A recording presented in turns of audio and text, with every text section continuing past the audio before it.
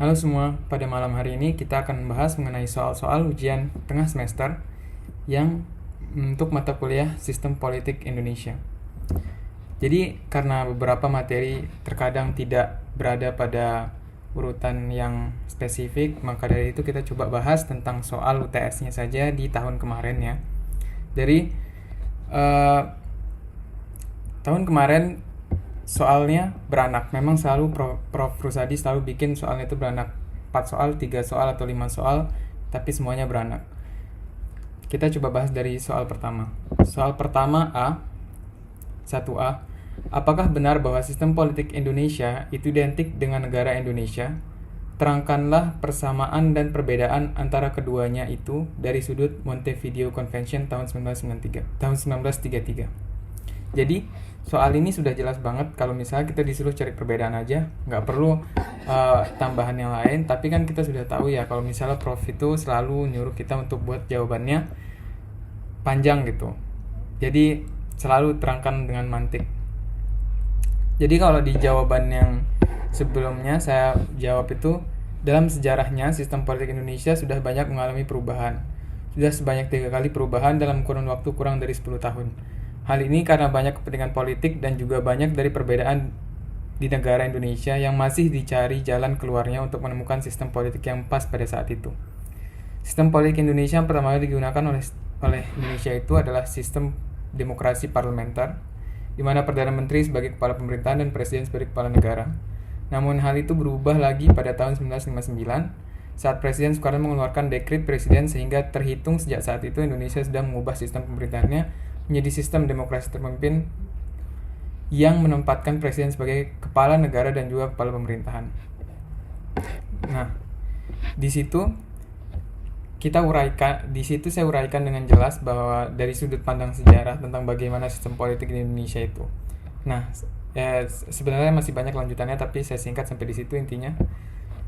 Dan kita lanjut menurut Konvensi Montevideo. Persamaan antara sistem politik Indonesia dengan negara Indonesia itu sendiri adalah di mana negara Indonesia dijalankan dengan sistem politik Indonesia atau sistem politik yang memiliki keterkaitan dengan Montevideo Convention.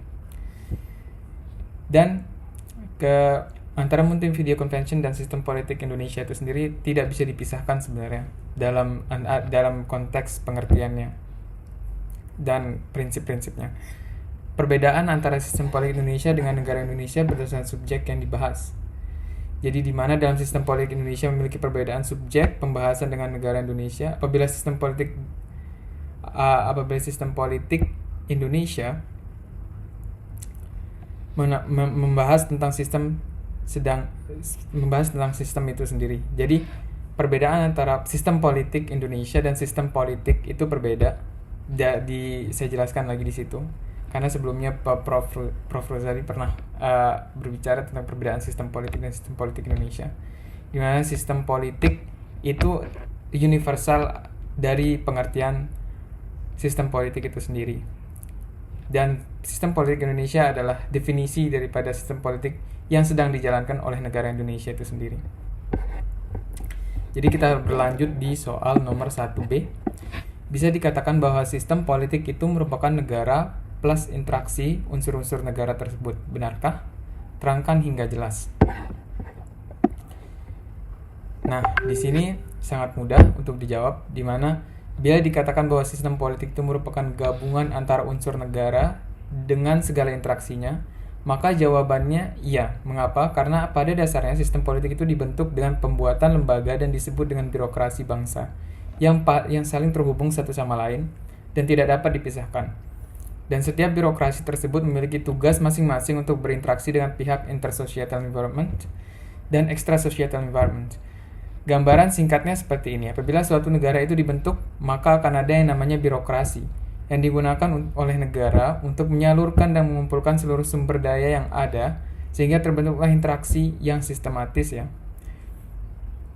Yang diharapkan dalam negara tersebut itulah yang disebut juga oleh David Easton dan Prof. Rusadi sebagai sistem politik. Jadi sistem yang terintegrasi dan memiliki konektivitas vertikal antara unsur bawah sampai unsur atas, begitupun sebaliknya interaksinya vertikal. Itu yang disebut dengan birokrasi yang membentuk daripada sistem politik plus interaksi itu. Nah, kita lanjut lagi di soal berikutnya, 1C. Dengan demikian, maka apakah yang dimaksud dengan sistem politik Indonesia itu? Terangkan dengan sejelas-jelasnya. Jadi di sini saya sedikit mengulang sedikit apa yang dijelaskan di nomor 1A dan B, tapi lebih lebih variasikan, walaupun kolaborasi antara dua inti yang berbeda itu. Dimana yang dimaksud dengan sistem politik Indonesia itu perlu kita pisahkan terlebih dahulu 3 kata ini, dimana 2 kata di depan memiliki makna yang menyatu, sedangkan 3 kata di kata ketiga tidak kita satukan. Jadi sistem politik menurut Prof. Rosadi, yang dimaksud dengan sistem politik adalah seluruh unsur negara dan interaksinya. Dan dalam bukunya juga sistem politik Indonesia, suatu model pengantar, beliau menulis bahwa sistem politik itu adalah sistem politik di mana elemen yang khas yaitu integrasi, keteraturan, keutuhan, organisasi, koherensi, keterhubungan, dan ketergantungan bagian-bagiannya. Dari sini beliau berusaha menjelaskan bahwa untuk membentuk suatu sistem politik dari sinilah makna dari sistem politik Indonesia adalah suatu sistem yang memiliki kelembagaan dan saling terhubung serta memiliki interaksi yang bersifat politis dan terjadi di daerah Indonesia. Itulah pengertian dari sistem politik Indonesia. Berlanjut ke soal nomor 1D. Apakah sistem politik itu pasif atau dinamis? Apalah sistem politik Indonesia itu suatu sistem terbuka atau sistem tertutup? Berikan alasan atas dasar skema David Easton dalam buku A System Analysis of Political Life. Terangkan hingga jelas. Jadi di nomor 1D ini sedikit lebih banyak dan sedikit tricky, memang sangat banyak yang memiliki pemahaman yang berbeda tentang ini. Tapi saya coba menguraikannya. Sistem politik yang ada di dunia tidak bisa dikatakan pasif karena pada dasarnya kebutuhan dari masyarakat berbeda-beda. Dari masa ke masa, contoh sederhana dari hal ini adalah secara konvensional, pemerintah dikendalikan melalui face to face atau tatap muka. Hal ini terjadi sampai pada akhirnya masyarakat sendiri menemukan teknologi untuk bisa bertatap muka dan melakukan panggilan audio, untuk bisa bertatap muka secara virtual dan melakukan panggilan video atau melakukan panggilan video. Tanpa ada hambatan, dari sinilah saat terjadi virus corona saat ini. Jadi di sini saya jelasin kalau misalnya sistem politik itu tidak selalu tetap atau stagnan, dia selalu berubah-ubah tergantung dari keadaan atau dinamika yang terjadi di daerah itu. Jadi saat yang terjadi corona ini, pada saat ini pemerintah sudah meninggalkan cara konvensional yang mengharuskan menjalankan pemerintahan dengan cara face to face. Namun sekarang karena virus corona atau COVID-19 ini dibuat secara sehingga dibuat secara virtual, di mana alat komunikasi apapun dapat digunakan untuk bertemu dengan maksud untuk menghindari daripada penyebaran virus COVID-19 atau corona secara masif. Hal inilah yang saya maksud dengan sistem politik itu tidak bersifat baku atau pasif, namun ini bersifat dinamis yang tergantung dari kebutuhan masyarakat dari negara itu sendiri dan juga dinamika yang terjadi. Apabila merujuk pada sistem politik Indonesia pada saat ini, saya merasa bahwa sistem politik Indonesia saat ini adalah sistem terbuka atau open system. Kenapa? Karena pada dasarnya suatu sistem yang dikatakan terbuka adalah sistem pemerintahan politis yang dibangun atas dasar partisipasi seluruh masyarakatnya. Hal inilah yang membuat Indonesia saya katakan sebagai sistem politik yang open system, di mana skema dari pembentukan pemerintahan sampai pembuatan kebijakan masih melibatkan seluruh unsur-unsur yang ada di negara. Seperti pemilihan presiden dipilih secara langsung oleh rakyat, dan pembuatan kebijakan di pemerintahan masih diwakili oleh wakil rakyat, dan apabila terjadi anomali masih bisa diintervensi dengan judicial review, walaupun apa yang terjadi saat ini masih bersifat ad hoc. Namun pada dasarnya masyarakat sadar mereka masih terwakili secara struktur pemerintahan itu sendiri. Itulah jadi karena di open system semua sadar bahwa mereka bisa membuat influence kepada pemerintah secara besar-besaran, maka dari itu adalah saya ngerasa bahwa itu adalah open system gitu. Itulah alasan kuat saya bahwa itu adalah open system. Jadi kita lanjut lagi ke soal nomor 1E. Di dalam apa yang disebut sebagai extra societal environment, terdapat apa yang disebut Eastern sebagai international political systems. Apakah itu berarti bahwa sistem politik Indonesia juga terpengaruh oleh praktika baik, best practices dari sistem politik negara-negara besar lain? Misalnya, terangkan hubungannya dengan studi tentang perbandingan sistem politik, cooperative politics. Bagi mereka yang saya di sini jawab, apa yang dimaksud dengan extra societal environment atau international political system adalah segala bentuk pengaruh dari luar yang dapat mempengaruhi daripada kebijakan dalam pemerintahan. Hal itu yang disebut David Easton sebagai extra societal environment. Secara garis besar, apabila ada pertanyaan apakah sistem politik Indonesia terpengaruh dengan negara luar atau yang disebut best practices negara-negara besar, maka jawabannya adalah iya. Seperti yang kita tahu bahwa apabila kita merujuk pada comparative theory, bahwa dari awal terbentuknya bangsa Indonesia berusaha mengadopsi pemikiran luar yang dikombinasikan dengan keadaan antropologi bangsa Indonesia. Maka dari itu, secara rincinya bahwa menurut comparative theory dengan menggunakan pendekatan area studies, bahwa awal dari pembentukan sistem politik di Indonesia dipengaruhi oleh bangsa Belanda yang datang ke Indonesia, yang mulanya hanya untuk berdagang dan dari waktu ke waktu berubah keinginannya untuk menjajah atau menjadikan bangsa Indonesia sebagai daerah koloninya. Hal inilah yang menjadi pengaruh terbesar pada saat itu, di mana pada mulanya Indonesia menggunakan sistem politik yang parlementer, itu dikarenakan sistem sosial bangsa Indonesia sudah dikuasai full oleh bangsa Belanda, sehingga pada saat itu tidak ada pilihan lain selain menggunakan sistem politik yang diadopsi dari sistem politik bangsa Belanda. Di sini saya menjawab sangat panjang, tapi intinya adalah bagaimana dalam skema David Easton itu dijelasin tentang extra societal environment itu adalah segala bentuk pengaruh dari luar yang bukan dari bangsa Indonesia itu sendiri, mempengaruhi daripada bentuk sistem yang akan dibuat di dalam negara Indonesia. Itu contohnya. Dan kalian bisa elaborasikan dengan bagaimana itu bagaimana itu terlihat sangat menonjol atau tidak sistem politik yang dipengaruhi dari sistem politik dari luar yang masuk itu, apakah menonjol atau tidak. Kalian bisa jelaskan itu secara lebih rinci lagi untuk memperbanyak jawaban kalian.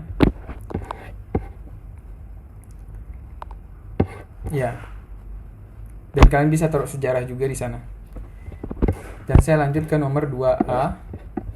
Di nomor 2A, apakah yang dimaksud dengan pendekatan Stasio Psepoparliamentarology? Itu uraikan hingga jelas. Saudara mempelajari e-book yang sudah dikirimkan, yakni Filsafat dan Penelitian Ilmu Sosial. Saya tidak tahu kalau kalian sudah dikirimin atau tidak, tapi angkatan saya sudah dikirimin untuk membahas tentang itu, membahas tentang sistem politik dari buku Filsafat itu. Di sini saya jawab, Stasio Psepoparliamentarology merupakan gabungan ilmu-ilmu stasiologi, yaitu ilmu kepartaian, dan psepologi atau ilmu kepemiluan, dan parliamentologi atau ilmu keparlamentarian. Ketiga ilmu ini memiliki perbedaan fokus namun saling berkaitan satu sama lain, sehingga menurut riset Prof. Rusadi pada tahun 1992, di mana beliau mengintroduksikan suatu istilah baru dalam pembelajaran ketiga ilmu yang berbeda fokus ini, namun memiliki kaitan yang erat dengan sebutan Stasio Parliamentology. Nah, kita lanjut ke soal nomor 2B. Di dalam penerapan sistem pemilu proporsional terdapat kecenderungan sentrifugal. Apa maksudnya? Kemudian uraikan dengan jelas. Yang dimaksud dengan sentrifugal dalam dalam pemilu merupakan tindakan peserta pemilu yang terpecah dalam suatu pemilu. Artinya dalam pemilu tersebut pasti ada selalu kejadian di mana setiap kandidat memiliki perbedaan dan berusaha mempromosikan dirinya sebagai kandidat terbaik, sehingga adanya kubu yang terpecah dalam masyarakat, dan kandidatnya itulah yang dinamakan dengan sentrifugal atau sentrifugal dalam pemilu itu, atau terpecahnya dalam pemilu itu. Kita lanjut ke soal nomor 2C. Jadi di soal nomor 2C ini sistem dua partai adalah antara lain disebabkan oleh penerapan sistem pemilu yang mengandung kecenderungan sentripetal. Terangkanlah mengapa demikian, bagaimana di Indonesia. Di sini saya jawab bahwa pada dasarnya sistem dua partai dalam suatu negara yang cenderung memiliki sifat sentripetal adalah negara yang sebelumnya sentralistis. Artinya negara tersebut hanya dikuasai oleh satu keluarga atau orang saja, contoh kediktatoran dan monarki yang membuat sistem pemerintahan parlementer dengan dua partai, sehingga mudah untuk diawasi. Namun hal itu berbeda bila diterapkan di Indonesia, karena pada dasarnya Indonesia merupakan negara yang sangat pluralis, sehingga menyebabkan banyaknya kecenderungan masyarakat untuk mengikuti pemimpin daerahnya sendiri. Sehingga apabila terdapat larangan untuk menciptakan partai yang beragam atau dibatasi hanya dua, maka tentunya bisa dilihat secara psikologis masyarakat maka akan menimbulkan aksi massa yang besar dan ketidakteraturan sosial yang sangat parah. Dan itu saya jawab, itu sepertinya sangat jelas, tidak ada penjelasan tersirat lagi. Selanjutnya di soal nomor 3A, di mana letak Indonesia foreign policy dan di mana pula domestic policy dalam skema di atas. Terangkan hingga jelas. Terangkan hingga jelas hubungannya dengan adanya dua konsentrasi pada program studi ilmu politik. Nah, saya jawab seperti ini. Apabila kita berorientasi pada ilmu hubungan internasional, yang dimaksud dengan pengaruh dari luar adalah segala bentuk interaksi yang terjadi antara negara dan aktor-aktor di luar daripada batas yuridiksinya. Artinya dalam pemahaman hubungan internasional mereka disebut dengan state actor dan non-state actor. Dalam semua David Easton yang dimaksud dengan extra societal environment, itulah yang diartikan sebagai pengaruh dari luar yang dapat mempengaruhi kebijakan negara kepada aktor di luar negerinya, atau disebut dengan Indonesia foreign policy. Dan adapun kebijakan yang dikeluarkan untuk negaranya sendiri, itulah yang disebut dengan domestic policy. Dan maka dari itu apapun yang terjadi di luar negara dapat mempengaruhi kebijakan dalam negeri suatu negara. Masuk kepada fokus domestic policy, berdasarkan paham ilmu kebijakan public, domestic policy adalah kebijakan yang dikeluarkan untuk di dalam negeri. Artinya ada proses-proses yang menyebabkan kebijakan tersebut keluar, menyebabkan kebijakan itu keluar. Dalam semua David Easton, yang dimaksud dengan kebijakan publik adalah sebagai segala kebijakan yang dikeluarkan berdasarkan faktor-faktor dari dalam atau intersocial environment yang di dalamnya terdapat sistem ekologi, sistem biologi, sistem psikologi, sistem sosial yang terdapat dalam suatu negara, sehingga adanya kebijakan tersebut untuk diterapkan pada warga negaranya. Jadi sangat mudah dijelaskan bahwa seperti intinya ada dua kata. Foreign, artinya foreign policy adalah kebijakan luar negeri, sedangkan domestic policy adalah kebijakan dalam negeri. Kebijakan dalam negeri di mana sederhananya adalah seperti contoh aturan lalu lintas itu adalah domestic policy. Tapi saat dia mengatur tentang bagaimana bukan lalu lintas ya, bagaimana hubungan antara negara dengan negara A dengan negara B, maka itu adalah foreign policy. Karena dia menyangkut pihak luar yuridiksi negaranya. Soal nomor 3. Soal nomor 3C, B. Soal nomor 3B. Di sini dijelasin. Di sini diuraikan soalnya apa yang dimaksud oleh Easton sebagai structure or function is omnipresent. Itu terangkan hingga jelas. Jadi di sini yang dimaksud oleh Eastern structural function is omnipresent adalah teori yang digunakan oleh banyak akademisi dalam mempelajari struktur dan fungsi dari suatu negara, di mana pemikiran ini bermakna bahwa setiap structure dan function yang ada selalu bertujuan untuk mencapai tujuan tertentu. Dan hal ini juga berlaku bagi negara di mana segala structure yang ada bekerja secara kolektif sesuai dengan fungsinya masing-masing untuk mencapai tujuan suatu negara. Itulah yang dimaksud oleh definition sebagai structure functions is omnipresent. Jadi setiap structure dan function itu memiliki tujuan dan dia digunakan secara kolektif atau bersama. Secara sederhananya seperti itu. Jadi kita lanjut lagi ke soal nomor 3 C. Apa yang dimaksud dengan istilah individual political system? Itu, terangkan hingga jelas. Yang dimaksud dengan individual political system adalah sebuah pemikiran tentang cara kerja sistem politik yang menempatkan individu sebagai subjek tertinggi, artinya kepentingan atau hak individu lebih berharga daripada kepentingan bersama. Sehingga apabila kepentingan atau hak individu tersebut diganggu atau dirampas, maka pemerintahan wajib bertanggung jawab untuk membela ataupun memberikan hak individu tersebut kembali. Sistem politik yang seperti ini biasa disebut dengan sistem politik liberal, yang beraliran pemikiran liberalisme. Tentunya ada pemikiran mendukung daripada individual political system ini, yakni Max Weber, yang mengatakan bahwa negara hanya wajib melakukan 3 tugas pokoknya sebagai sebuah negara, yaitu yang pertama menjaga hidup masyarakatnya, menjaga kebebasan masyarakatnya, dan yang terakhir menjaga properti masyarakatnya. Jadi itu adalah soal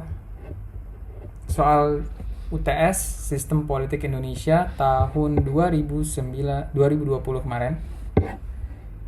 Semoga membantu buat yang mau ujian tengah semester untuk tahun 2021 ini. Terima kasih telah menyimak. Assalamualaikum warahmatullahi wabarakatuh.